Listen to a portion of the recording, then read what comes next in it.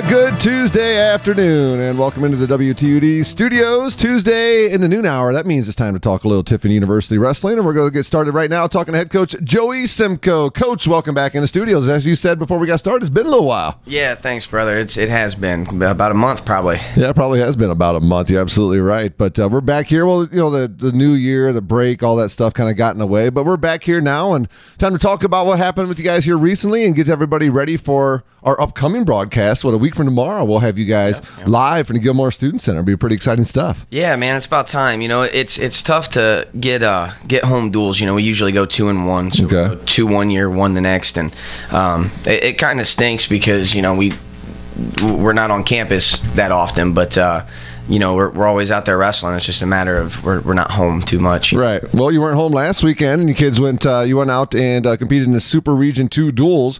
Talk about that a little bit. You guys competed against a couple different schools at that. Yeah, it was a rough weekend. So typically what we've done for the last, this is year 6 of me being here. So for the last 6 years or 5 years before this, what we've done is, you know, the northern teams, like if regionals is in the north, we all travel south. Okay. If regionals is in the south, everybody travels north. We have a dual tournament, so to speak, and then that way it helps with seeding and everything at the regional tournament. All right. You know, because we don't get to see those southern teams too often. So this year, a bunch of the northern teams had backed out due to some you know, coaches changing schools and things like that. So dates kept getting messed up. So basically it was just us and Finley went south. So Friday, we left Thursday. We wrestled Friday morning in North Carolina at Belmont Abbey.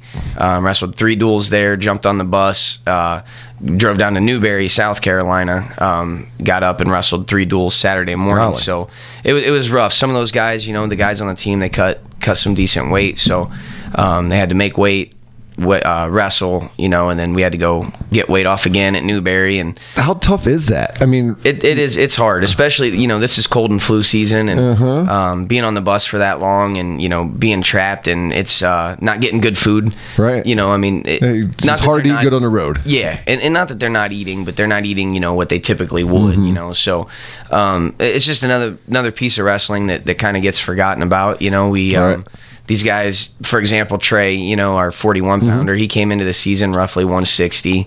You know, he's wrestling 41. Mikey came in, our 49, roughly 170. He's wrestling 149. You know, I mean, that's just an example. Those guys, they cut a lot of weight. You know, it's part of the sport. It kind of sucks, but it's just it's nature of the beast. Yeah, it is. I mean, how difficult is that, you know, on back-to-back days wrestling like that? Because, you know, you got to get yourself prepared for the first day. We're not even talking about the travel part of it yet. Right. You're traveling down there, you're wrestling one day, and then you got yourself refueled, like you said, and it's hard to do when you're on the road. Eat properly. You got to eat, but it's hard to eat properly, and then get ready to not only be physically ready, but mentally ready to wrestle the next day. Yeah, it's really tough. You know, we try to. So a lot of times, like in a placing duel tournament. So for example, like national duels, right? Like they place the top 8, so we'll get a 1 pound allowance the second day.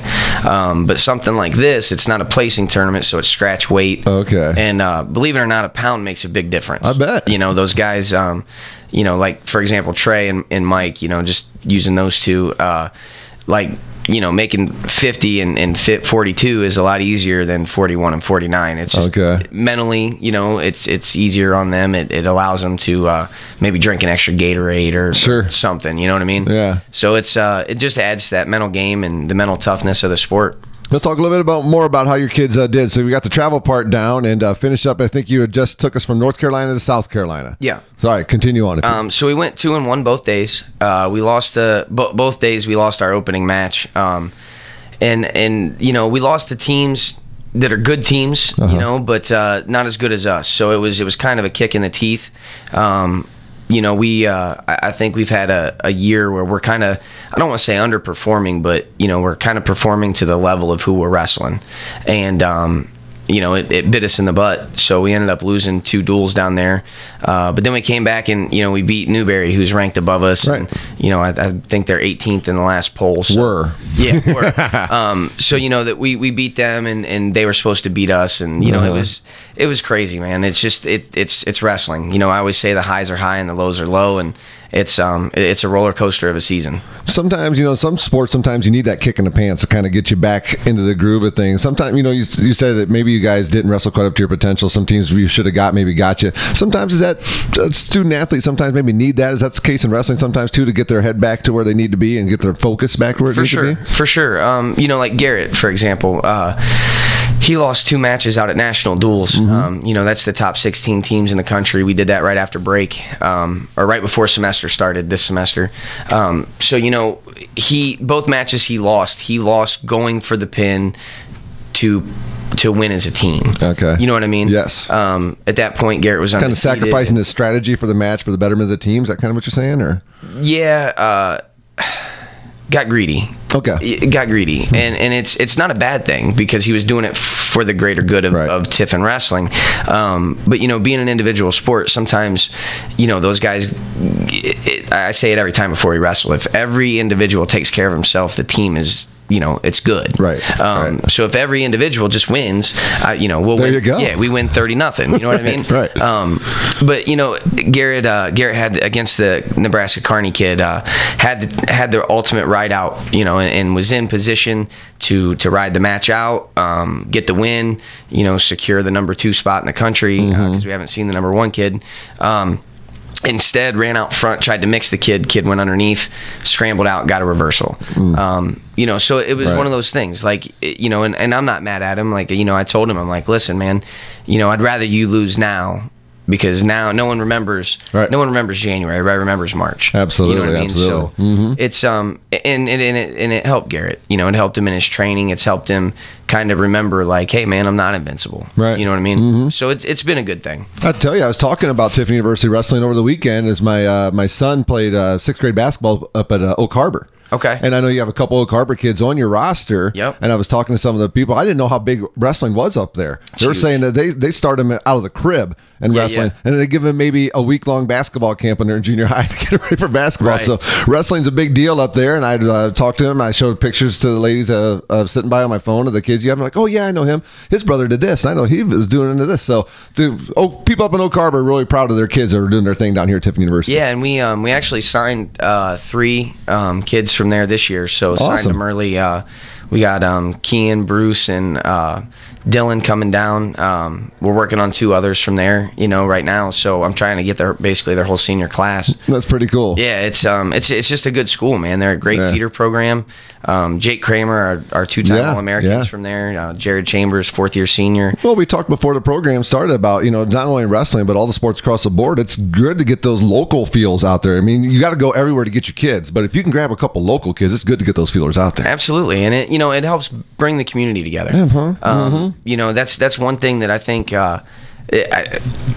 So my son's a freshman in high school now, and I've been getting to meet some people that I've seen but didn't know, and there's I can't remember her name off the top of my head, but a lady that I met the other day that said to me that she's not missed one Tiffin home meet, like wrestling home meet, and she's a community member. That's awesome. Like she has no connection to wrestling anymore. Her son's graduated. Her sons were wrestlers, so she fell in love with the sport, watching them compete, and that's awesome. And her and her husband haven't missed a single thing we've done here at home, and they know our stats, and they know it's just it was really cool. Took you back, didn't it? Yeah, it was like, man, it's hard to believe that this has happened in such a short time. Right. We actually talked about last night in our coverage of the basketball game. We actually talked about our last time we covered wrestling, and my broadcast partner in that game, Chalon Kalick, was talking about how much fun it was, and we harken back to that. And if people have not been to the Gilmore Student Center for a wrestling match, the energy and level in there and the enthusiasm, just the excitement level in there it's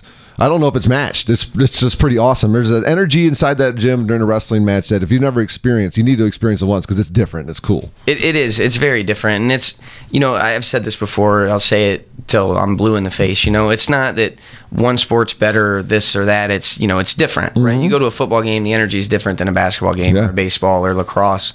And wrestling is controlled combat. I mean, it's basically controlled combat, and it's 2 individuals trying to impose their will on the other, and emotions run high, and you got to think we've been training since September. So these guys are probably some of the longest seasoned athletes on campus. I mean, we don't we start preseason, and it's pretty intense. So when they get their chance to shine, it's magical, really. Yeah, and wrestling really goes back to the beginning of sport. It all started basically with this guy is better than this guy physically. Let's see which one which one's still standing. All right, you got one coming up this week, right? You have Lake Erie this week? Yep, we're at Lake Erie. Always,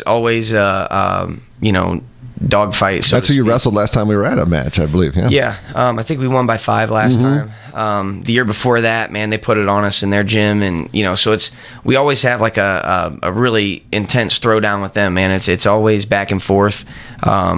It's always been a fun little rivalry. Their coach and we're pretty good friends, and it's cool because off the mat, we're good, and on the mat we hate each other for about an hour and a half, and then we talk on the way home usually about how it went down. Right. So our little conference of the GLIAC, only 4 schools, but we're all really tough. I mean, we're all ranked in the top 20 in the country.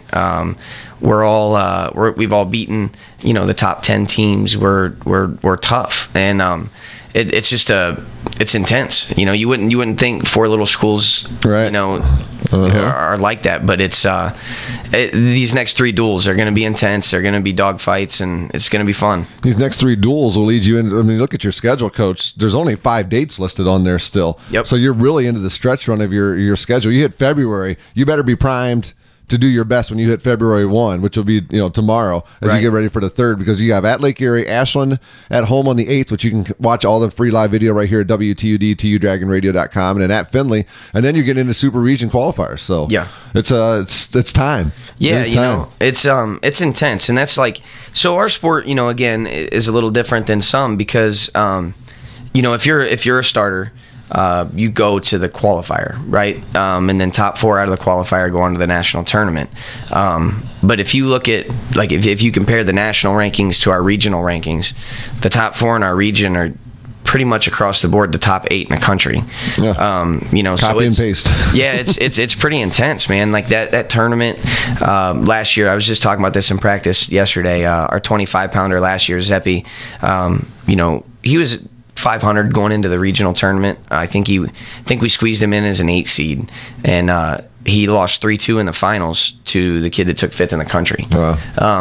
Like, it's all about showing up and being mentally tough that weekend, and doesn't really matter what you did during the season. You can be 0 the season going in and still winning a regional title. You know what I mean?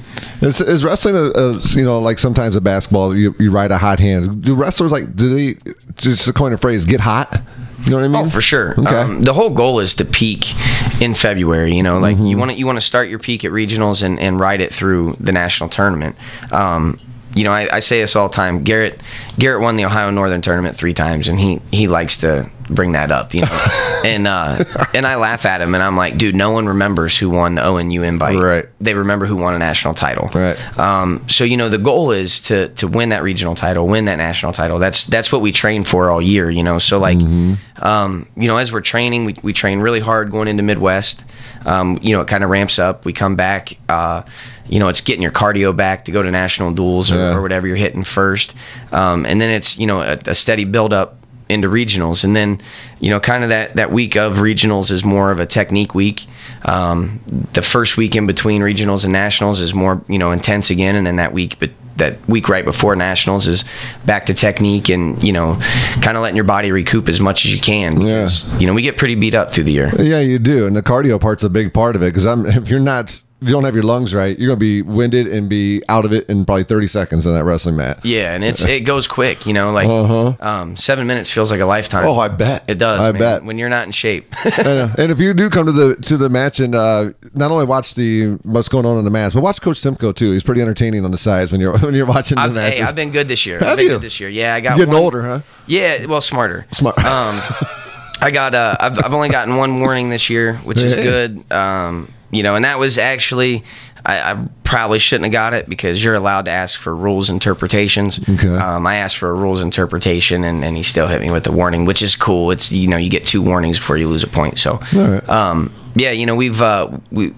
we're winning those calls rather than me getting yelled at by officials. You know what I mean? Right. But I still get red in the face and yell a lot. But. Well, you're an intense dude. I mean, you're an intense wrestler, and you're an intense coach, and that intensity flows from you onto your student athletes, and you better be intense when you're out there. Absolutely. I mean, and it's one of those things. Like I said before, it's controlled combat. Yeah, so. Right.